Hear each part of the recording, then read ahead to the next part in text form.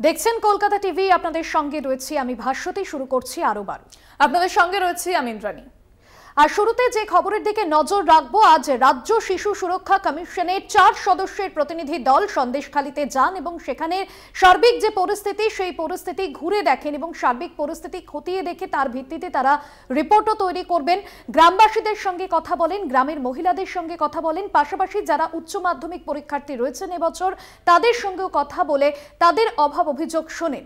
এর আগে আমরা দেখেছিলাম যেরকমটা বৃহস্পতিবার এসসি কমিশন তারা গিয়েছিল সন্দেশখালী এলাকা পরিদর্শন করেছিল, পাশাপাশি কেন্দ্রীয় প্রতিনিধি দল তারাও কিন্তু সন্দেশখালী যাবে বলে তারা রওনা দিয়েছিল, তবে সেখানে তাদেরকে আটকে দেওয়া হয় কয়েক কিলোমিটার আগেই সন্দেশখালী যাওয়ার আগে। তবে এবার যে 4 সদস্যের প্রতিনিধি দল, রাজ্য শিশু সুরক্ষা কমিশনের 4 সদস্যের প্রতিনিধি দল তারা সন্দেশখালী যান এবং গ্রামের মহিলাদের সঙ্গে কথা বলেন, উচ্চ মাধ্যমিক যে পরীক্ষার্থী রয়েছে তাদের সঙ্গে কথা বলেন। 24 ঘন্টার মধ্যে রিপোর্ট জমা দেওয়ার কথা বলা হয়েছে এবং শিশু সুরক্ষা কমিশন তারা গোটা পরিস্থিতির দিকে নজর রেখেছে এবং সন্দেশখালীতে তারা গিয়ে পরিস্থিতি তারা ঘুরে দেখেন এবং 24 ঘন্টার মধ্যে রিপোর্ট জমা। ভাস্বতী, আমরা দেখতে পাচ্ছি যে 4 সদস্যের যে প্রতিনিধি দল শিশু সুরক্ষা কমিশনের তারা গিয়ে এই 24 ঘন্টার মধ্যে একটা রিপোর্ট পেশ করবেন।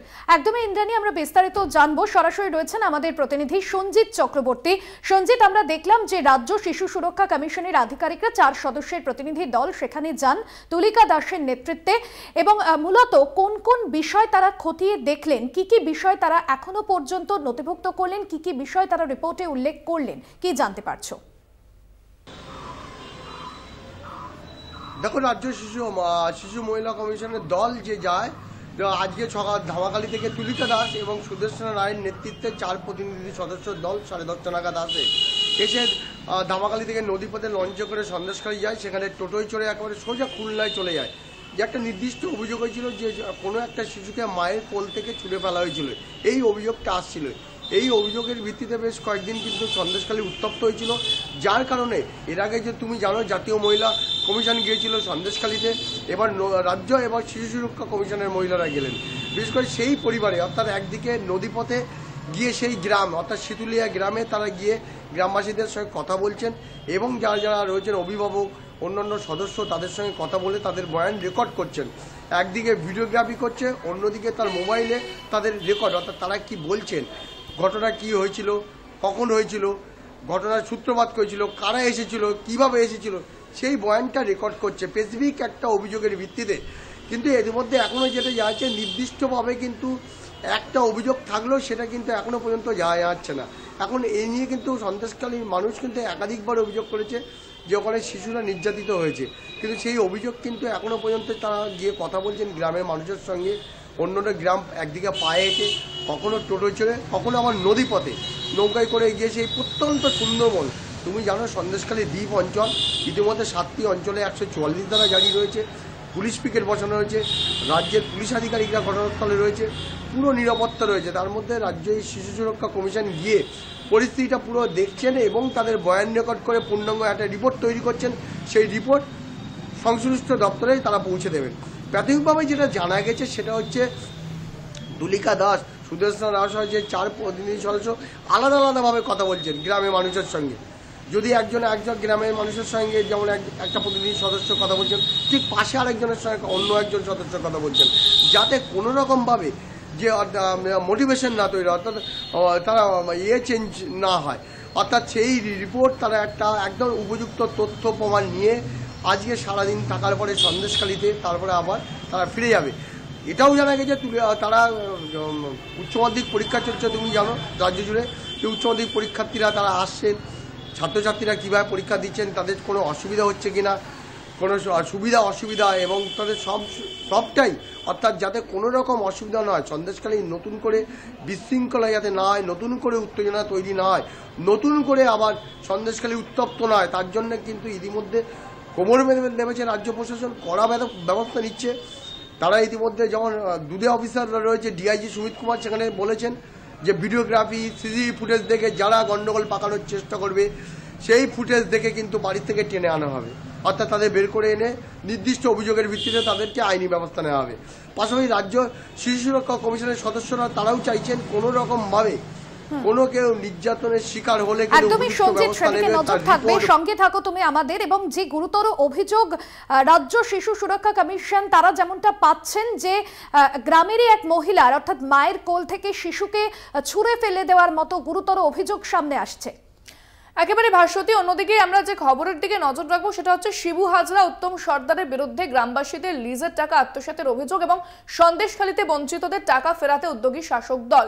বাড়ি বাড়ি গিয়ে চলছে নাম নথিভুক্তকরণ, উপযুক্ত নথি সহ দলের শীর্ষ স্তরের রিপোর্ট জমা পড়বে এবং এই বিষয়টা নিয়ে ভাস্বতী রীতিমতো কিন্তু ক্ষোভ জমা হচ্ছিল গ্রামবাসীদের মধ্যে। এবার সেই প্রক্রিয়ায় শুরু হয়ে গিয়েছে, যে জেলা সহ সভাপতি তিনি কিন্তু সেই প্রক্রিয়া শুরু করে দিয়েছেন।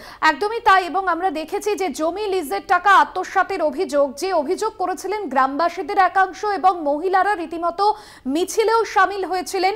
জমি লিজের টাকা আত্মসাতের অভিযোগ উঠেছিল শেখ শাহজাহান ঘনিষ্ঠ শিবু হাজরা এবং উত্তম সর্দারের বিরুদ্ধে এবং তাকে কেন্দ্র করে বারবার উত্তপ্ত হয়েছিল সন্দেশখালীর মাটি।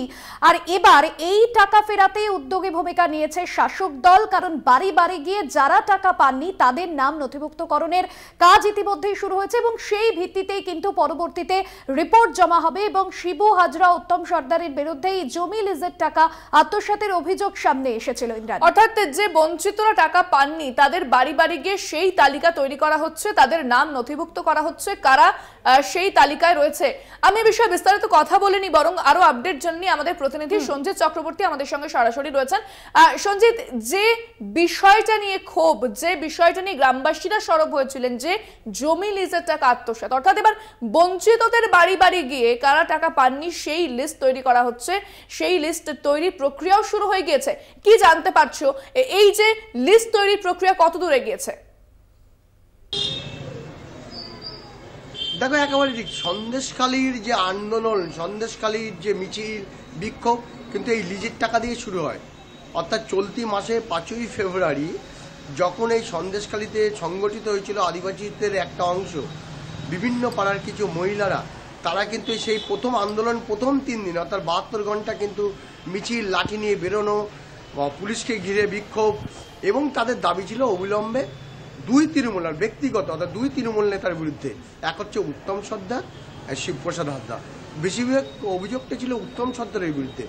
তার বিরুদ্ধে যে অভিযোগ হয়েছিল, তিনি ওখানকার অঞ্চল সভাপতি সন্দেশখালী এবং সেই অঞ্চল সভাপতি দীর্ঘদিন প্রায় 3 বছরের লিজের টাকা, সেই জমি যাদের কাছে জমি নিয়েছে, জমিতে তুমি জানো সুন্দরবন প্রত্যন্ত অঞ্চলে এই সন্দেশখালীটা কিন্তু এক ফসলীয় জমি, সেখানে কিন্তু এই বেচগেরির ওপরে নির্ভর করে মানুষকে জীবিকা অর্জন হয়। তাদের জমি নিয়ে যে সাদা মাছ চাষ হয়, অনেক সময় ব্যবসায় লস হয়। ফিশারি মালিক এবং জমি মালিকদের মধ্যে আন্দোলনের কিন্তু এই সন্দেশখালীর মূল আন্দোলন শুরু হয়। সন্দেশখালীর প্রেক্ষাপট, এই আন্দোলনের মূল প্রেক্ষাপট কিন্তু এই জমি লিজের টাকা নিয়ে।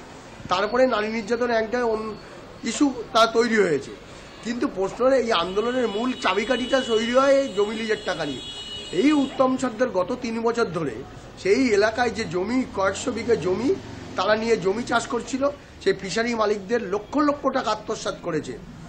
এবং এমন একটা সূত্রের খবর, লাস্ট যখন আন্দোলন এতটা, যখন আন্দোলনের মাত্রা বাড়তে শুরু করে, বিক্ষোভ শুরু হয়, জনরোষ তৈরি হয়, বিক্ষোভ, আদিবাসীদের মিছিল, গ্রামবাসীরা তার সঙ্গে একটা অংশ জুড়ে যায়, তখন কিন্তু সেই সময় জানা যায় তৃণমূলের এই উত্তম সর্দার 88 লক্ষ টাকা কোনোভাবে জোগাড় করেছে, লিজের টাকা দেওয়ার জন্য চেষ্টা করছিল। কিন্তু তার মধ্যে আন্দোলনটা এতটাই ছড়িয়ে যায়, সেই টাকা দেওয়ার আগেই 8-10 লাখ টাকা দেওয়ার আগেই কিন্তু বাকি টাকা দিতে পারিনি, সেই আন্দোলন গিয়ে সমস্যায় পড়ে যায়। অর্থাৎ তার বাড়ি ভাঙচুর, পোলট্রির ফার্মে আগুন, একাধিক তৃণমূল নেতার বাড়ি ভাঙচুর, মারধর, আন্দোলন মানে এলাকা ছাড়া, এটা সবটাই শুরু হয়।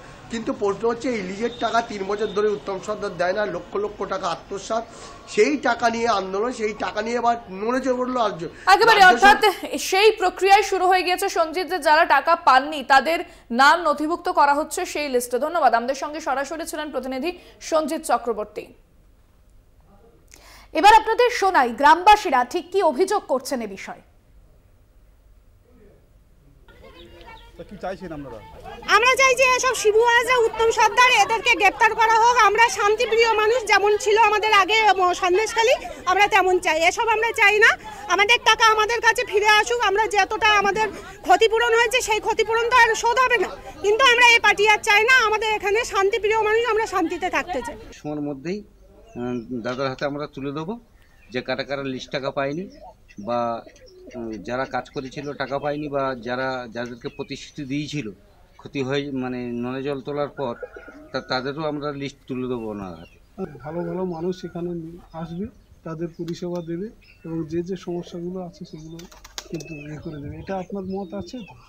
মত আছে, কিন্তু আবার দ্বিমতেও আমরা ভুগছি। আমরা চাইছি যে আমিও তো তৃণমূল করি, এই যে দুজন আছে যে শেখ শাহজাহান শিবু হাজরা, এর দুজনে অ্যারেস্ট হলে মনে হয় সন্দেশখালীতে আবার আমাদের শান্তি ফিরে আসে। পার্থ ভৌমিক এবং জেলা সভাধিপতি মাননীয় নারায়ণ গোস্বামী মহাশয়ের নির্দেশে যেহেতু আমাদের বলেছে, যেহেতু এখানে একটা ঘটনা ঘটে গিয়েছিল এবং কিছু আর কি আমাদেরও কিছু দোষ ছিল এবং তার থেকেও বিজেপি সিপিএম একটা যে প্রচারের একটা মাধ্যম তারা তৈরি করেছে, সেই হিসাবে আমরা এসেছিলাম। যেহেতু মন্ত্রী আমাদের পাঠিয়েছে এখানে গ্রামে গ্রামে যান, গিয়ে কার কী সমস্যা, যেহেতু কারা লিস্ট টাকা পায় কি পায় না তাদের একটা তালিকা তৈরি করতে বলেছে। এবং আমাদের যে পাট্টা এখানে জমি আছে, পাট্টা কাগজ আছে, রেকর্ড নেই, তাদের রেকর্ড করার জন্য আমাদের সভাধিপতি বলেছেন সব খরচ কিন্তু তারা সরকারিভাবে দেবে এবং তাদের পাট্টা রেকর্ড করে দেবে, এটাও কিন্তু বলেছেন। এবং সেই হিসাবে আমরা গ্রামে এসেছি।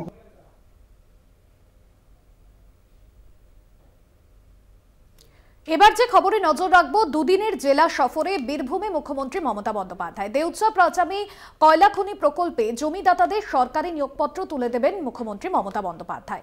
পাশাপাশি সরকারি প্রকল্পের উদ্বোধনও রয়েছে এবং শিলান্যাস কর্মসূচি থাকছে। মুখ্যমন্ত্রী মমতা বন্দ্যোপাধ্যায় জেলা নেতৃত্বের সঙ্গে বৈঠক করবেন মুখ্যমন্ত্রী, এমনটাও কিন্তু জানা যাচ্ছে যে বীরভূমে দুদিনের সফরে যাচ্ছেন মুখ্যমন্ত্রী মমতা বন্দ্যোপাধ্যায়। আমরা জানি যে লোকসভা নির্বাচনের আগে বীরভূম যথেষ্ট গুরুত্বপূর্ণ শাসক দলের কাছে, সেই মতো বীরভূম নিয়ে একাধিকবার বৈঠকও হয়েছে। তবে এবার বীরভূমের নেতৃত্বদের সঙ্গে বৈঠক করবেন এবং যে সমস্ত সরকারি কর্মসূচি রয়েছে সেখানেও যোগদান করবেন মুখ্যমন্ত্রী মমতা বন্দ্যোপাধ্যায়। ভাস্বতী, এখনো পর্যন্ত কিন্তু সেই আপডেট উঠে আসছে। একদমই তাই, এবং সেদিকে আমাদের নজর রয়েছে। তবে আমাদের প্রতিনিধি রয়েছেন আমাদের সঙ্গে সরাসরি, মনা বীরবংশী। মনা, আমরা দেখলাম যে দেউচা পাচামি প্রকল্প এশিয়ার বৃহত্তম দ্বিতীয় খনি প্রকল্প, এবং সেই জায়গা থেকে দাঁড়িয়ে আজকের লোকসভা নির্বাচনকে সামনে রেখে মুখ্যমন্ত্রী মমতা বন্দ্যোপাধ্যায় এ নিয়ে কি বার্তা দিতে পারেন? এবং পাশাপাশি আমরা দেখেছি যে বীরভূমে যেভাবে গোষ্ঠীদ্বন্দ্ব সামনে আসছে কাজল শেখ এবং অনুব্রত মণ্ডলের অনুগামীদের মধ্যে, সে জায়গাতেও ড্যামেজ কন্ট্রোলে কি বার্তা দেবেন মুখ্যমন্ত্রী? হ্যাঁ দেখো ভাস্বতী এবং ইন্দ্রাণী, তোমাদের দুজনকে জানিয়ে রাখি যে প্রশ্নটা তোমরা করলে অত্যন্ত গুরুত্বপূর্ণ প্রশ্ন। তার কারণ হচ্ছে রাজ্যের মুখ্যমন্ত্রী মমতা বন্দ্যোপাধ্যায়, রাজ্যের প্রশাসনিক প্রধান, তিনি কিন্তু দুদিনের সফরে বীরভূমের রাঙামাটি জেলা আসছে। এবং তোমরা জানো যে তোমাকে একটু আগেই জানাচ্ছিলাম যেটা হচ্ছে মুখ্যমন্ত্রী মমতা বন্দ্যোপাধ্যায় তিনি বোলপুরে থাকবেন। বোলপুরে শান্তিনিকেতন রবীন্দ্রনাথের যে জায়গা, যেটা অত্যন্ত প্রিয় মমতা বন্দ্যোপাধ্যায়ের কাছে, ভালোবাসার জায়গা। খুব স্বাভাবিকভাবেই আমারকুটির যে রাঙাবিতান সেখানেই এদিন রাত্রি যাপন করবে। কিন্তু দেখো এই যে দুদিনের জেলা সফর মুখ্যমন্ত্রী মমতা বন্দ্যোপাধ্যায়, সূচিতে অনেক কাটছাট হচ্ছে। তার কারণ হচ্ছে তুমি জানো যে এই মুহূর্তে দাঁড়িয়ে উচ্চ মাধ্যমিক পরীক্ষা চলছে। খুব স্বাভাবিকভাবেই মুখ্যমন্ত্রীর যে সফরসূচি দুদিনে, তার মধ্যে নানান অনুষ্ঠান কিন্তু কাটছাট হচ্ছে। কিন্তু দুটো গুরুত্বপূর্ণ বিষয় এই মুহূর্তে দাঁড়িয়ে উঠে আসছে। অবশ্যই আমরা যেটা জানতে পাচ্ছি, এদিন সন্ধ্যাবেলায় যখন মুখ্যমন্ত্রী মমতা বন্দ্যোপাধ্যায় তৃণমূল সুপ্রিমো তিনি যখন রাঙাবিতানে থাকবেন, তখন যেটা আমরা দলগতভাবে জানতে পারছি বীরভূম জেলা তৃণমূল নেতৃত্বের কাছ থেকে একটি সূত্র মারফত জানাচ্ছে যে এদিন বীরভূম জেলার যে 5 সদস্যের কোর কমিটি, তাদেরকে নিয়ে একটি কিন্তু মিটিং করবে। শুধু 5 সদস্যের কোর কমিটি এমনটাই নন, সেখানে বীরভূমের বিশেষ করে যারা শহর প্রেসিডেন্ট, যারা ব্লক প্রেসিডেন্ট, যারা পুরসভার চেয়ারম্যান, এমনকি বীরভূম জেলা পরিষদের সভাধিপতি কাজল শেখ, তিনিও থাকবেন। এবং সেখানে কিন্তু লোকসভা নির্বাচনের আগে কিন্তু একটা বৈঠক হবে এবং সেই বৈঠকটা কিন্তু অত্যন্ত গুরুত্বপূর্ণ এবং তাৎপর্যপূর্ণ বৈঠক। কারণ তুমি জানো যে কেষ্ট মণ্ডল অর্থাৎ অনুব্রত মণ্ডল, আমি এই প্রসঙ্গে আসবো, যেখানে এর আগে যখন বৈঠক হয়েছিল বীরভূমের নেতৃত্বদের সঙ্গে, সেখানে কিন্তু অনুব্রত মণ্ডল তিনি নেই, কিন্তু তার ওপরেই কিন্তু দল আস্থা রেখেছিল। মুখ্যমন্ত্রী মমতা বন্দ্যোপাধ্যায় অনুব্রত মণ্ডলের উপরেই ভরসা রেখেছে এবং সেই জায়গায় দাঁড়িয়ে সেই আবহে আজকের এই বৈঠকেও কিন্তু যথেষ্ট গুরুত্বপূর্ণ হতে চলেছে আবারও এই লোকসভা নির্বাচনের আগে।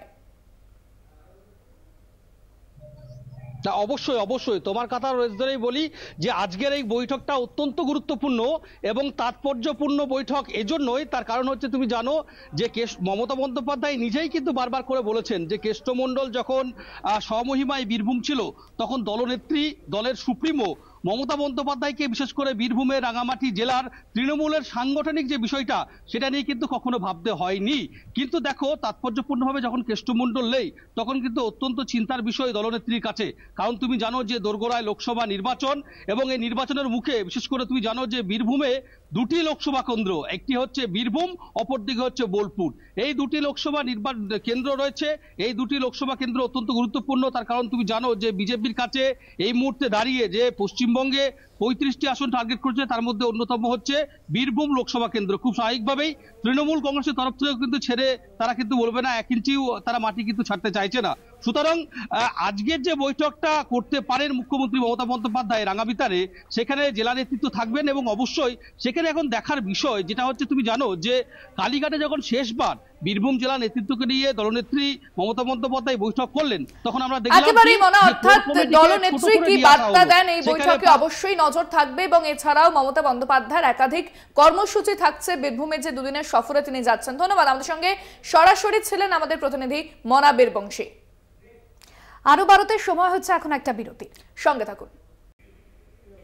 ফিরে এলাম বিরতির পর। যে খবরের দিকে নজর রাখবো ভাস্বতী, আমরা সন্দেশখালী ঘুরে দেখে রাষ্ট্রপতিকে রিপোর্ট জাতীয় তপশিলি কমিশন তারা রিপোর্ট দিয়েছে এবং যে বাংলাতে রাষ্ট্রপতির শাসনে সুপারিশ করা হয়েছে এই বিষয় নিয়ে একটা যে বিতর্ক সেটা কিন্তু দানা বেঁধেছে। সার্বিক পরিস্থিতি দেখে তারা রাষ্ট্রপতিকে রিপোর্ট জমা দিয়েছেন। বৃহস্পতিবার তারা এসেছিলেন এবং গোটা পরিস্থিতি খতিয়ে দেখেন ভাস্বতী, সেই খবর কিন্তু আমরা পেয়েছিলাম। একদমই তাই, এবং আমরা দেখেছিলাম যে জাতীয় তপশিলি কমিশনের যিনি চেয়ারপারসন অরুণ হালদার তিনি কথা বলেছিলেন গ্রামবাসীদের সঙ্গে এবং তারপরে সেখানে রাষ্ট্রপতির শাসন জারি করা হোক এমনই দাবি জানিয়ে কিন্তু তিনি রাষ্ট্রপতির দ্বারস্থ হয়েছেন। এবং এই বিষয়ে বিজেপি নেতা দিলীপ ঘোষ কি বলছেন আপনাদের শোনাই।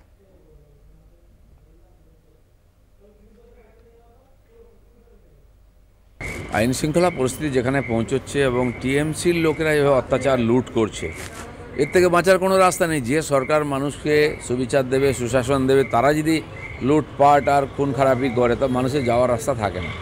তো ঠিক আছে, প্রত্যেকে নিজের মতো করে এখান থেকে মুক্তির রাস্তা খুঁজছেন।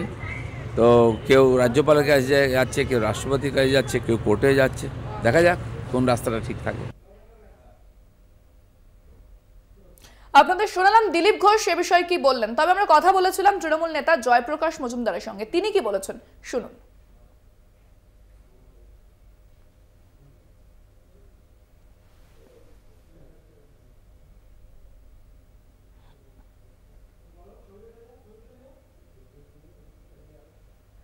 রাষ্ট্রপতিকে রিপোর্ট দিয়েছেন জাতীয় তপশিলি কমিশনের সদস্যরা। তারা বৃহস্পতিবার এসে পরিস্থিতি খতিয়ে দেখেন, সেখানকার মহিলাদের সঙ্গে কথা বলেন, সেখানে কি পরিস্থিতি রয়েছে সন্দেশখালীতে সমস্ত কিছু খতিয়ে দেখেন। এরপরে রাষ্ট্রপতির কাছে গিয়ে রিপোর্ট জমা দেন এবং বাংলাতে রাষ্ট্রপতি শাসনে সুপারিশ করা হয়েছে এবং তৃণমূল পাল্টা চ্যালেঞ্জও দেয় সেক্ষেত্রে যে বাংলায় রাষ্ট্রপতি শাসন করে দেখাক, সেই হুঁশিয়ারি কিন্তু তৃণমূলের পক্ষ থেকে দেওয়া হয়েছে। আমরা দেখেছি ভাস্বতী সন্দেশখালী দফায় দফায় উত্তেজনা ছড়িয়েছে, সেখানে সংঘর্ষ বেড়েছে, পুলিশের সঙ্গে ধস্তাধস্তি হয়েছে, গ্রামবাসীদের ক্ষোভ বিক্ষোভ, রাজনৈতিক নেতৃত্ব তারা সেখানে যেতে গিয়ে বাধাপ্রাপ্ত হন, তাদেরকে কিছুটা দূরে আটকে দেওয়া হয়। গতকালও অধীর রঞ্জন চৌধুরীকে আটকানো হয়েছিল, এর আগে শুভেন্দু অধিকারীকেও আটকানো হয়েছিল।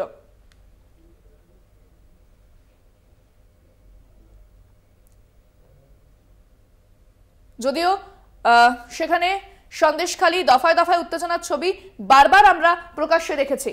একদমই তাই, এবং গতকালও আমরা দেখেছিলাম যে সন্দেশখালীতে যাওয়ার সময় বিজেপির যারা প্রতিনিধি দল তাদেরকে আটকে দেওয়া হয়। বিজেপি যারা গিয়েছিলেন সেখানে অগ্নিমিত্রা পল তিনি যেমনটা পুলিশের কাছে দাবি জানিয়েছিলেন যে একজনকে সঙ্গে নিয়ে সেখানে ঢুকতে দেওয়া হোক, তবুও পুলিশ অনুমতি দেয়নি। 144 ধারা জারি আছে আমরা জানি 19 ফেব্রুয়ারি পর্যন্ত সন্দেশখালীর 19টি এলাকায়, কিন্তু তারও মাঝে যে বারবার উত্তপ্ত হচ্ছে মূলত বিরোধী রাজনৈতিক দলকে বাধাপ্রাপ্ত হতে হচ্ছে যখনই সন্দেশখালী পরিস্থিতি পরিদর্শনে যাচ্ছেন তারা একেবারে। এবং এই যে রাষ্ট্রপতি শাসনে সুপারিশ করা হয়েছে এই বিষয়ে আমরা কথা বলেছিলাম তৃণমূল নেতা জয়প্রকাশ মজুমদারের সঙ্গে, কি বলেছেন তিনি শুনুন। মণিপুর নিয়ে দেখবেন এদের মুখে কোনো কথা নেই, সেখানে ডবল ইঞ্জিন সরকার, রাষ্ট্রপতি শাসন দরকার কি দরকার নয়। ইউপিতে সাংঘাতিক অবস্থা, এনসিআরবি অনুযায়ী ইউপিতে ক্রাইম রেট সারা ভারতের মধ্যে সব থেকে বেশি, সেই জায়গা নিয়ে বলে না রাষ্ট্রপতি শাসন দরকার। পশ্চিমবঙ্গে যেহেতু মমতা বন্দ্যোপাধ্যায় বিজেপিকে পর্যুদস্ত করেছে, 213 গোলে হারিয়েছে, তাই জন্য বারবার পেছনের দরজা দিয়ে সেই ম্যাচ জেতার চেষ্টা করছে রাষ্ট্রপতি শাসন। ক্ষমতা থাকলে করে দেখাক না, এত কথার কি আছে? গত 2 বছর 2.5 বছর ধরে তো বারবার শুনছি রাষ্ট্রপতি শাসন হবে, রাষ্ট্রপতি শাসন করব। শুভেন্দু অধিকারী, সুকান্ত মজুমদার, দিলীপ ঘোষ সবাই মিলে বলে যাচ্ছেন রাষ্ট্রপতি শাসন করবেন। যদি ক্ষমতা থাকে করে দেখাক না।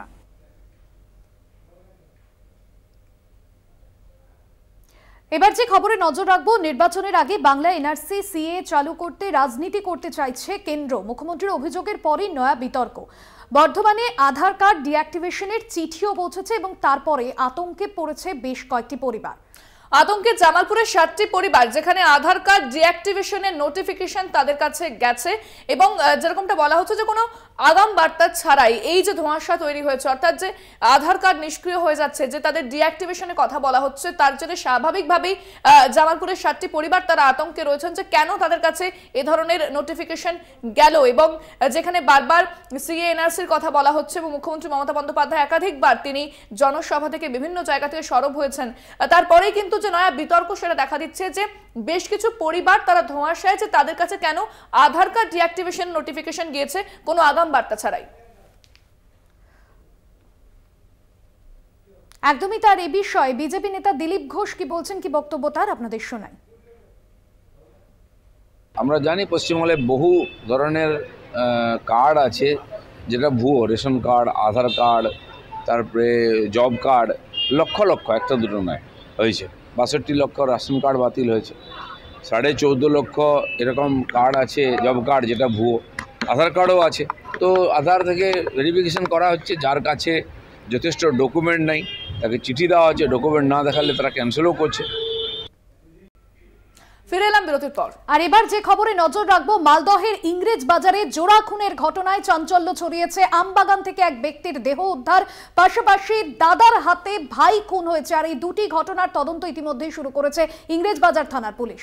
এবং যে ব্যক্তির দেহ উদ্ধার হয়েছে আমবাগান থেকে, সেই ঘটনায় রাজ্য সড়ক অবরোধ করে বিক্ষোভ শুরু করেন সেখানকার বাসিন্দারা। তারা বেশ কিছু দাবি দাওয়া নিয়ে সে বিক্ষোভ শুরু করেছেন এবং এই বিষয়ে আমি বিস্তারিত কথা বলবো। আমাদের সঙ্গে ফোনে রয়েছেন আমাদের প্রতিনিধি পরিতোষ সরকার। পরিতোষ, ঠিক কি জানা যাচ্ছে, বিক্ষোভ কি উঠে গিয়েছে নাকি এখনো পর্যন্ত জারি রয়েছে? দেখো, তোমাকে জানিয়ে রাখি যে ঘটনা, এই আমবাগান থেকে এক ব্যক্তির ক্ষতবিক্ষত দেহ উদ্ধার হয়। এই গোটা ঘটনায় পুলিশ যাতে দ্রুত যারা যুক্ত তাদের গ্রেপ্তার করে এবং উপযুক্ত ব্যবস্থা নেয়, এই সমস্ত পুলিশের কাছে দাবি দেওয়াকে সামনে রেখে রীতিমতো বিক্ষোভে সামিল হয়। তার পরিবারের সদস্য, আত্মীয় পরিজনরা রাজ্য সড়ক অবরোধ করে বিক্ষোভ দেখান এবং সেই বিক্ষোভের মধ্য দিয়ে তারা যেটা দাবি তারা তুলতে থাকেন। যদিও পুলিশের হস্তক্ষেপে অবরোধ উঠে এবং যান চলাচল স্বাভাবিক হয়েছে। এই গোটা ঘটনায় মালদা নিউজ থানার পুলিশ জোরালো তদন্ত প্রক্রিয়া শুরু করেছে, কারণ অত্যন্ত চাঞ্চল্যকর ঘটনা, যেখানে রক্তাক্ত অবস্থায় এক ব্যক্তির দেহ উদ্ধারের ঘটনা। এই ঘটনার পর থেকে পুলিশ প্রাথমিকভাবে কি পুলিশ কিছু জানাচ্ছে? দেখো, আমরা পুলিশ প্রশাসনের কর্তাদের সাথে কথা বলার চেষ্টা করলাম, তারা যেটা জানাচ্ছে পিএম রিপোর্ট আসার পরই পরিষ্কার হবে গোটা ঘটনা। তবে স্থানীয় বাসিন্দা পরিবারের লোকজন সেটা দাবি করছে, তাকে ওই ব্যক্তিকে খুন করা হয়েছে। মালদার কালিয়াচক থানা এলাকার বাসিন্দা এবং তাকে খুন করার ঘটনা সামনে এসেছে। তার রক্তাক্ত দেহ উদ্ধার হয়েছে। তোমাকে জানিয়ে রাখি, তিনি মাছের যে পুকুর, সেই পুকুর যোগানদারে কাজ করতে, অর্থাৎ পাহারা দেওয়ার কাজ করছিলেন। সেই মতো শুক্রবার রাতেও তিনি পাহারা দিচ্ছিলেন, আর পাহারা দেওয়ার মাঝেই তার এই গোটা ঘটনা শনিবার সকালে দেহ উদ্ধার রীতিমতো চাঞ্চল্য ফেলেছে। তোমাকে জানিয়ে রাখবো আরো একটি ঘটনা, মালদা শহরেরই আর কুলিপাড়া ঘটনা। সেখানে দাদার হাতে খুন হয়েছে ভাই, অর্থাৎ মালদায় জোড়া খুনের ঘটনা সামনে এসছে। পরিবারের গোটা ঘটনাকে রীতিমতো ইংরেজ বাজার পুলিশ তদন্ত চালাচ্ছে। পরিতোষ, যে বিক্ষোভ চলছিল সেই বিক্ষোভ কি উঠে গিয়েছে না এখনো পর্যন্ত চলছে? না, তোমাকে জানিয়ে রাখি যে এই ঘটনায় যে রাজ্য সড়ক অবরোধ করে বিক্ষোভ দেখাচ্ছিল, কাটাগড় এলাকায় যে বিক্ষোভ চলছিল, এই গোটা ঘটনায় পরিবারের সদস্যরা যে দাবি দেওয়া তুলছিল, যদিও পুলিশের হস্তক্ষেপে পরিস্থিতি নিয়ন্ত্রণে আসে, যান চলাচল স্বাভাবিক হয়, বিক্ষোভ ওঠে এবং দেহ ময়নাতদন্তের জন্য নিয়ে যাওয়া হয়েছে। পুলিশ যেটা জানাচ্ছে, ময়নাতদন্তের পর গোটা বিষয় পরিষ্কার হবে এবং মৃত্যুর পিছনে বা মারা যাওয়ার কি কারণ রয়েছে সে বিষয়ে পরিষ্কার হবে। যেভাবে ঠিক তার পিছনে এই ব্যক্তির আর কারোর সাথে শত্রুতা ছিল কিনা সেই দিকটাও পুলিশ খতিয়ে দেখছে।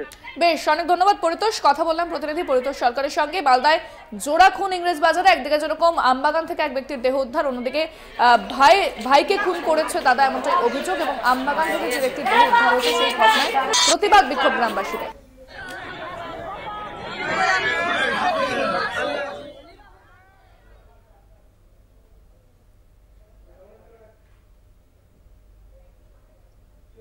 সময় এখন একটা বিরতি, সঙ্গে থাকুন।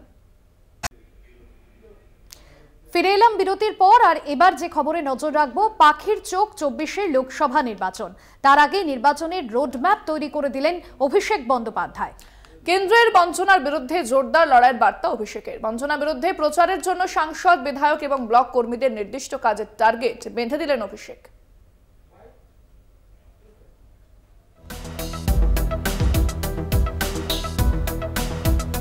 দীর্ঘদিন পর তৃণমূলের হাই ভোল্টেজ মিটিংয়ে অভিষেক বন্দ্যোপাধ্যায়। বাংলার বঞ্চনা নিয়ে তৃণমূলের ধর্ণা মঞ্চে অভিষেকের অনুপস্থিতি নিয়ে জোর চর্চা হয় রাজনৈতিক মহলে। শুক্রবার বৈঠকের প্রায় 90% জুড়েই সেই 100 দিনের বকেয়া। পাখির চোখ লোকসভা ভোট, লোকসভা ভোটের রোডম্যাপ অভিষেকের। লোকসভা ভোটের আগে তৃণমূলের হাতিয়ার 100 দিনের কাজ। বাংলার বঞ্চনার হাতিয়ার করেই ঝাঁপিয়ে পড়তে চলেছে তৃণমূল কংগ্রেস। এই লক্ষ্যে সাংসদ, বিধায়ক এবং বুথ ও ব্লক স্তরের নেতাদের আলাদা আলাদা কাজের টার্গেট বেঁধে দিলেন অভিষেক। বাংলার মোট 3343টি অঞ্চলে সহায়তা শিবির 18 ফেব্রুয়ারি থেকে 25 ফেব্রুয়ারি পর্যন্ত প্রতিদিন সকাল 10টা থেকে সন্ধ্যে 6টা পর্যন্ত এই শিবির চলবে। প্রতিটি শিবিরে অন্তত দুবার করে পৌঁছতে হবে বিধায়কদের। লোকসভা কেন্দ্রগুলির অন্তর্গত 7টি বিধানসভায় অন্তত 5টি শিবিরে পৌঁছতে হবে সাংসদদের। যেখানে তৃণমূলের বিধায়ক বা জনপ্রতিনিধি নেই, সেখানকার 10 জন তপশিলি জাতি এবং 5 জন তপশিলি উপজাতির প্রতিনিধিদের নাম পাঠাতে হবে। নিজের এলাকার হাটে বাজারে গিয়ে বাংলার বকেয়ার দাবিতে প্রচার করবেন বুথ ও ব্লক স্তরের নেতারা। বৈঠকে অভিষেকের বার্তা, 1 মার্চ এবং 2 মার্চ সরকারের পক্ষ থেকে প্রতিটি অঞ্চলে একটি করে সভা হবে। বঞ্চিত শ্রমিকেরা যারা রাজ্য সরকারের সহায়তায় উপকৃত হবেন, ওই সভায় অংশ নেবেন তারা। পাসবুক আপডেট করে সবাই হাজির থাকবেন তারা। তৃণমূলের সর্বভারতীয় সাধারণ সম্পাদকের বক্তব্য, এবারের লোকসভা ভোট প্রতিশোধের ভোট, প্রতিরোধের ভোট। কলকাতা টিভি।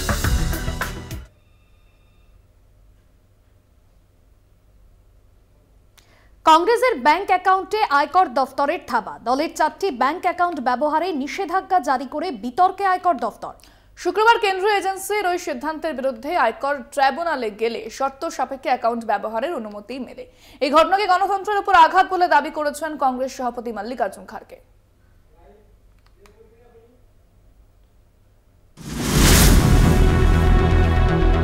কেন্দ্রীয় তদন্ত এজেন্সিকে দিয়ে বিরোধী দলের নেতানেত্রীদের হেনস্থা করার অভিযোগ নরেন্দ্র মোদী জমানায় নতুন কিছু নয়, কিন্তু এবার সরাসরি বিরোধী দলের তহবিলেই থাবা বসানোর অভিযোগ আয়কর দপ্তর সম্পর্কে। শুক্রবার কংগ্রেসের কোষাধ্যক্ষ অজয় মাকেন দাবি করেছেন 210 কোটি টাকা আয়কর বকেয়ার অভিযোগে আচমকা কংগ্রেসের সমস্ত ব্যাংক অ্যাকাউন্ট ফ্রিজ করে দেয় আয়কর দপ্তর। ফলে বেশ কিছু চেক দলের পক্ষ থেকে দেওয়া হলে তা ফেরত আসে। তখন খোঁজ নিতে গিয়ে জানা যায় আয়কর দপ্তর দলের 4টি बैंक अकाउंट बाजेयाप्त करे रखेছে। हम लोगों को परसों ये जानकारी मिली कि जो चेक हम लोग इशू कर रहे हैं वो बैंक्स उस चेक को ऑनर नहीं कर रहे हैं। उसके ऊपर जब हम लोगों ने आगे छानबीन करी तो हमें बताया गया कि देश की मुख्य ऑपोजिशन पार्टी के सारे अकाउंट्स फ्रीज कर दिए गए हैं। कांग्रेस पार्टी के अकाउंट्स पर तालाबंदी हो गई है। हमारे देश में लोकतंत्र पर तालाबंदी हो गई है और ये कांग्रेस पार्टी के अकाउंट्स फ्रीज नहीं हुए हैं, हमारे देश में डेमोक्रेसी फ्रीज हुई। তারপরেই দলের পক্ষ থেকে আয়কর দপ্তরের ট্রাইব্যুনালের হস্তক্ষেপ চাওয়া হয়। ইতিমধ্যেই আয়কর দপ্তরের দেওয়া নোটিশের প্রেক্ষিতে ওই ট্রাইব্যুনালে মামলা চলছিল। তা সত্ত্বেও আগাম না জানিয়ে কেন একতরফা আয়কর দপ্তর কংগ্রেস দল ও তার শাখা সংগঠনের অ্যাকাউন্টগুলি ব্যবহারে নিষেধাজ্ঞা জারি করলো তা নিয়ে প্রশ্ন উঠেছে। ট্রাইব্যুনালের দিল্লি বেঞ্চ অবশ্য স্বস্তি দিয়েছে কংগ্রেসকে। অ্যাকাউন্ট ব্যবহারে কোনো নিয়ন্ত্রণ থাকছে না বলে ট্রাইব্যুনাল জানিয়েছে। তবে একটি শর্ত চাপিয়েছে বেঞ্চ, মোট 210 কোটি টাকার আয়কর বকেয়ার মামলার প্রেক্ষিতে কংগ্রেসের কারেন্ট অ্যাকাউন্টগুলিতে ন্যূনতম 115 কোটি টাকা জমা রাখতে হবে। কংগ্রেস নেতৃত্বের মতে পরোক্ষে দলের তহবিলের একাংশ ব্যবহারের ওপরেই নিষেধাজ্ঞা বজায় রাখা হলো। কংগ্রেস সভাপতি মল্লিকার্জুন খাড়গে বলেন, এটাই বিজেপির রাজনৈতিক প্রতিহিংসার নমুনা। কেন্দ্রের শাসকের নির্দেশে আয়কর দপ্তরের এই অতি সক্রিয়তা আদতে গণতন্ত্রের উপর আঘাত। ঘটনাচক্রে সুপ্রিম কোর্ট নির্বাচনী বন্ড বেআইনি ঘোষণার পরদিনই আয়কর দপ্তরের এই ভূমিকা প্রকাশ্যে আসে। তার জের টেনে কংগ্রেসের দাবি, আসন্ন ভোটের মরশুমে বিরোধীদের অনুদান বন্ধের লক্ষ্যেই এখন আয়কর দপ্তরকে ব্যবহার করছে বিজেপি। কলকাতা টিভি।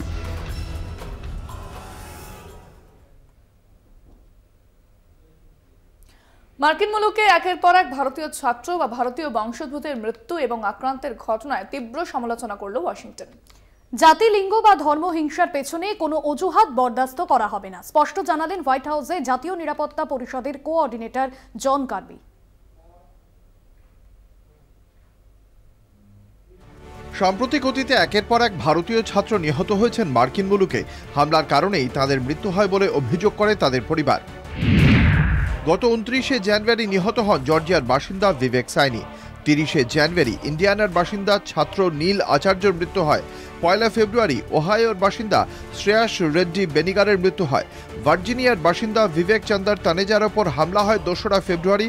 হাসপাতালে 7ই ফেব্রুয়ারি তার মৃত্যু হয়। বারংবার এই মৃত্যু নিয়ে সরব হয়েছে প্রবাসী ভারতীয় সংগঠনগুলি।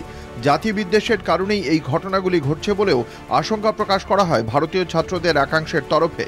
প্রবাসী ভারতীয়দের পক্ষ থেকে অজয় জৈন ভুতরিয়া মার্কিন যুক্তরাষ্ট্রে আসা ছাত্রদের জন্য বর্ধিত নিরাপত্তার ব্যবস্থার জরুরি প্রয়োজনের ওপর জোর দেন। মার্কিন প্রশাসন তদন্ত শুরু করলেও প্রশাসনের শীর্ষ স্তর থেকে কোনো বার্তা দেওয়া হয়নি।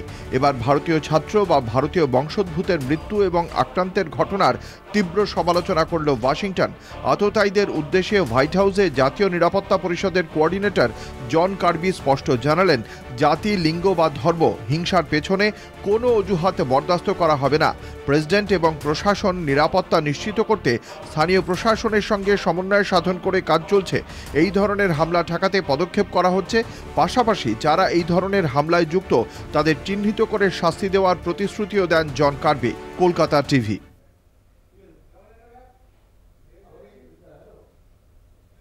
সময় এখন একটা বিরতি, ফিরছে অন্যান্য খবর নিয়ে, সঙ্গে থাকুন। নদিয়ার তেহট্টে শুটআউটের ঘটনা, গুলিবিদ্ধ তৃণমূল কর্মী। গতকাল রাতে এই ঘটনা ঘটে। তৃণমূল কর্মী গোপাল সরকারকে লক্ষ্য করে 3 রাউন্ড গুলি চালানোর অভিযোগ। সিপিএম এর বিরুদ্ধে এই অভিযোগ সামনে আসছে, যদিও অভিযোগ অস্বীকার সিপিএম এর। পাল্টা গুলিবিদ্ধ ব্যক্তি জমি মাফিয়া বলেই দাবি করছে তৃণমূল বিধায়ক। এরকমটাই খবর আসছে, যেখানে যে গুলিবিদ্ধ যে হয়েছে ব্যক্তি তাকে জমি মাফিয়া বলে দাবি করছে তৃণমূল, এবং এই গোটা ঘটনার অভিযোগ রয়েছে সিপিএম এর বিরুদ্ধে, যদিও সিপিএম সেই অভিযোগ অস্বীকার করেছে ইতিমধ্যে। আমি এই বিষয়ে বিস্তারিত কথা বলবো। আমাদের সঙ্গে সরাসরি রয়েছেন প্রতিনিধি সন্তু সাহা। সন্তু, তৃণমূল দাবি করছে যে এই গুলিবিদ্ধ ব্যক্তি জমি মাফিয়া, এবং খবর যেটা পাওয়া যাচ্ছিল যে এই ব্যক্তি তৃণমূল কর্মী, ঠিক কি জানতে পারছো, কি আপডেট রয়েছে? দেখো, গতকাল রাতে গুলি চালানো হয়। গোপাল সরকার তেহট্টের দেবনাথপুরের বাসিন্দা, তিনি মাঠে কাজে গিয়েছিলেন, সেই সময় তাকে গুলি চালানো হয়েছে বলে অভিযোগ। তখন তিনি দাবি করেছিলেন যে তিনি তৃণমূল কর্মী। তিনি যেমনটা জানিয়েছিলেন যে সিপিএম আশ্রিত দুষ্কৃতীরা তাকে গুলি চালিয়েছে, যেটা অভিযোগ। তিনি যেমনটা আমরা এলাকা সূত্রে এবং তিনিও যেমনটা জানিয়েছেন, জমি সংক্রান্ত বিবাদের জেরেই কিন্তু এই গুলি চালানোর ঘটনা ঘটেছে। তবে সিপিএম এই ঘটনা ঘটিয়েছে বলে অভিযোগ। তো যদিও সম্পূর্ণ অভিযোগ অস্বীকার করেছে সিপিআইএম নেতৃত্ব। এই ঘটনায় সিপিআইএম কিন্তু যে অভিযোগ করেছেন, ওই ব্যক্তি এলাকায় জমি মাফিয়া বলে পরিচিত। দীর্ঘদিন ধরে এলাকায় জমি সংক্রান্ত ব্যাপারে একাধিক অভিযোগ রয়েছে তার বিরুদ্ধে। আমরা এই বিষয়ে কথা বলছিলাম তেহট্টের বিধায়ক তাপস কুমার সাহার সঙ্গে। তিনিও কিন্তু এই ঘটনার কার্যত স্বীকার করে নিয়েছেন। তিনি যেমনটা জানিয়েছেন, ওই ব্যক্তি এলাকার জমি সংক্রান্ত ব্যাপারে একাধিক অভিযোগ রয়েছে তার বিরুদ্ধে। বিভিন্ন পুকুর কাটার অভিযোগ রয়েছে, অবৈধভাবে জমিতে পুকুর কাটা, লোকের জমি দখলের অভিযোগ রয়েছে। আমরা যেমনটা সিপিএম জানিয়েছিল যে দ্বিতীয় সন্দেশখালীর যে শেখ শাহজাহান, সেই শেখ শাহজাহানের সঙ্গে তুলনা করেছেন সিপিআইএম নেতৃত্ব এই ব্যক্তিকে। তারা ঠিক কি অভিযোগ করেছেন শুনুন।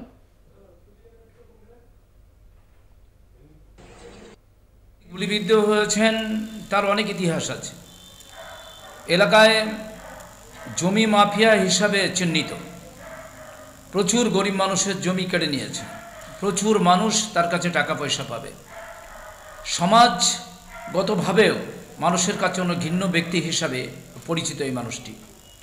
আমাদের পার্টির নামে বদনাম ছড়ানো হচ্ছে। অর্থাৎ সন্তু আমরা শুনলাম, আমি আবারও চলে যাবো প্রতিনিধি সন্তুর কাছে। সন্তু আমরা শুনলাম যে তৃণমূল নেতৃত্ব সিপির নেতৃত্ব তারা বলছেন যে তাদের দলকে বদনাম করা হচ্ছে এবং এই যে ব্যক্তি গুলিবিদ্ধ হয়েছে সে প্রচুর মানুষের টাকা আত্মসাৎ করেছে, কি জানতে পারছো? দেখো, কয়েকদিন আগেই কিন্তু এই ব্যক্তির বিরুদ্ধে অভিযোগ করেছিল যে জমি টাকা নিয়ে অবৈধভাবে সরকারি জমি বিক্রির অভিযোগ করেছিল কয়েকদিন আগে এই ব্যক্তির বিরুদ্ধে। সেই ঘটনায় কিন্তু থানায় অভিযোগ দায়ের না হলেও বেশ কয়েকজন ব্যক্তি তারা অভিযোগ করেছিলেন। তারপরে গতকালের এই শুট আউটের ঘটনার পর থেকে তিনি বারবার দাবি করছিলেন যে জমি সংক্রান্ত বিবাদের কারণেই কিন্তু তাকে গুলি করা হয়েছে। শুধু তাই নয়, তাকে গুলি করার পেছনে সিপিএম কর্মীরা, সিপিএম এই ঘটনার সঙ্গে জড়িত, এই বিষয়টা কিন্তু বারবার তিনি উল্লেখ করছিলেন। এই বিষয়ে কিন্তু আমরা সিপিএম এর সাথে যখন কথা বলি তিনি অভিযোগ অস্বীকার করার পাশাপাশি তার বিরুদ্ধে জমি মাফিয়ার যেমন কথা বলছেন। আমরা কথা বলেছিলাম তৃণমূলের সঙ্গে, তৃণমূল বিধায়কের সঙ্গে, তিনিও কিন্তু তাকে জমি মাফিয়া বলেই কিন্তু বলেছেন যে তিনি যেভাবে মানুষের জমি অবৈধভাবে মানুষের জমি অন্য একই জমি একাধিক জনের কাছে বিক্রির অভিযোগ রয়েছে তার বিরুদ্ধে। তিনি দীর্ঘদিন ধরে এলাকায় তৃণমূল কর্মী হলেও তৃণমূল বিধায়কের এখনো কথাই কিন্তু কার্যত রাজনৈতিক চর্চা শুরু হয়েছে। একেবারে ধন্যবাদ সন্তু, আমাদের সঙ্গে সরাসরি ছিলেন প্রতিনিধি সন্তু সাহা। ইতিমধ্যেই পুলিশ কিন্তু তদন্ত শুরু করেছে, কে বা কারা এই ঘটনার সঙ্গে জড়িত সমস্ত কিছু খতিয়ে দেখা হচ্ছে একেবারে। এবং আসছি পরের খবরে, মা শারদার ছবি দিয়ে সোশ্যাল মিডিয়ায় বিজেপির পোস্ট, তৃণমূলকে কটাক্ষ করে পোস্ট বিজেপির, আর বিজেপির পোস্টের কড়া সমালোচনা তৃণমূলের। ক্ষমা চাইলেও পোস্ট রয়েছে কেন, এমনটাই প্রশ্ন তুলছে তৃণমূল নেতৃত্ব। একেবারে যে পোস্ট করা হয়েছে সোশ্যাল মিডিয়াতে সেটা ঘিরে কিন্তু বিতর্কের সৃষ্টি হয়েছে, যেখানে মা শারদাকে উদ্দেশ্য করে সেই পোস্ট করা হয়েছে এবং তারপরেই বিতর্ক দানা বেঁধেছে। তৃণমূল কিন্তু এই যে পোস্ট, সেই পোস্টের কড়া সমালোচনা করেছে। বিজেপির কাছে প্রশ্ন করা হচ্ছে যে ক্ষমা চাইলেও পোস্ট কেন রয়েছে, সেই প্রশ্ন তৃণমূলের পক্ষ থেকে করা হচ্ছে। আমি শোনাবো তৃণমূলের কি প্রতিক্রিয়া রয়েছে এই গোটা বিষয়ে। In the X-handle post, they have made a caricature of Ma Sharuda. This is derogatory. This is abominable. This is totally unpardonable. So this is the reason as to why we, even as a political party, All India Trinamool Congress, brands them and calls them as Bohiropatos. They are absolutely outsiders to the West Bengal culture and to the history of West Bengal. And it is their audacity for which they behave like zamindars. They feel they can trample upon any history, any culture, any religion of Bengal. And this cannot be allowed. বাঙালির কাছে হিন্দু ধর্মের একটা প্রধান প্রতিষ্ঠান হচ্ছে রামকৃষ্ণ বিবেকানন্দ সারদা মঠ। সেখানে এরকম কুৎসিত ভাষায় বাঙালির মননে যে হিন্দু ধর্ম তাকে অপমানিত করবার জন্য আমি বিজেপিকে জানাই ধিক্কার। রাজ্য বিজেপির মুখপাত্র শ্রমিক ভট্টাচার্য ক্ষমা চেয়েছেন প্রকাশ্যে, কিন্তু এখনও সেই পোস্টটা ডিলিট করা হয়নি। তার মানে ভারতীয় জনতা পার্টির মননে রামকৃষ্ণ বিবেকানন্দ এবং সারদা মা সম্পর্কে একটা ঘৃণা কাজ করে। আমি নিশ্চিতভাবে বিশ্বাস করি বাংলার মানুষ সেটা মনে করে। এবার যে খবরে নজর রাখবো, ডুয়ার্সে হাতির দেখা মিলল, লোকালয়ে হাতির দেখা মিলল। মূলত খাবারের সন্ধানেই হাতি এসেছে এমনটাই জানা যাচ্ছে। ইন্দ্রাণী, একেবারেই ভাস্বতী, তুমি যেরকমটা বলছো যে লোকালয়ে হাতি ঢুকে পড়ে এবং বক্সার জঙ্গল থেকে কিন্তু হাতিটি রীতিমতো লোকালয়ে ঢুকে তাণ্ডব চালিয়েছে এমনটাই জানতে পারা যাচ্ছে। তার জেরে আতঙ্কে রয়েছেন সেখানকার বাসিন্দারা। দেখাচ্ছে আমাদের সেই ছবি, হাতিটি চলে আসে লোকালয়ে, জঙ্গল থেকে বেরিয়ে লোকালয়ে ঢুকে পড়ে হাতি, আতঙ্কে সেখানকার বাসিন্দারা। ফোনে রয়েছেন আমাদের প্রতিনিধি অজয় শাহ। অজয়, লোকালয়ে হাতি ঢুকে পড়ে, কি বলছে বন দফতরের ভূমিকা, কি করছেন তারা? দেখো, প্রায় প্রতিনিয়ত বক্সা ব্যাঘ্র প্রকল্পের জঙ্গল থেকে বুনো হাতি লোকালে চলে আসছে। আজ সকালেও কিন্তু বক্সা ব্যাঘ্র প্রকল্পের একটি জঙ্গল থেকে একটি বুনো হাতি হ্যামিল্টনগঞ্জ বর্ষা নদী এলাকায় ঢুকে পড়ে আর বিভিন্ন এলাকায় দাপিয়ে বেড়ায়। এতে খুবই আতঙ্কিত হয়ে পড়ে এলাকার বাসিন্দারা। পরবর্তীতে ঘটনাস্থলে বক্সা ব্যাঘ্র প্রকল্পের বনকর্মীরা পৌঁছেছে। তারা হাতিটিকে জঙ্গলের দিকে তাড়ানোর চেষ্টা চালায়। প্রায় কয়েক ঘন্টা হাতিটি লোকালে ঘুরে বেড়ায়, তার পরবর্তীতে জঙ্গলের দিকে চলে যায়। এলাকার বাসিন্দারা যে অভিযোগ করছে যে প্রায় প্রতিনিয়ত হাতি জঙ্গল থেকে বেরিয়ে গ্রামে চলে আসছে আর গ্রামের বাসিন্দাদের ঘর ফসল নষ্ট করছে। বাসিন্দারা খুবই আতঙ্কিত রয়েছে। কিন্তু এই নিয়ে এখন পর্যন্ত বন দপ্তরের তরফে কোনো উচিত বিকল্প এখনো দেখা যাচ্ছে না। বন দপ্তরের আধিকারিকরা জানাচ্ছেন যে বিভিন্ন এলাকায় হাতি বের হচ্ছে, তারা খবর পেয়ে তাদের টিম পাঠাচ্ছে, টিম গিয়ে হাতিটিকে জঙ্গলে টানানোর চেষ্টা চলছে। একেবারে বেশ, ধন্যবাদ অজয়। কথা বললাম প্রতিনিধি অজয় শাহর সঙ্গে।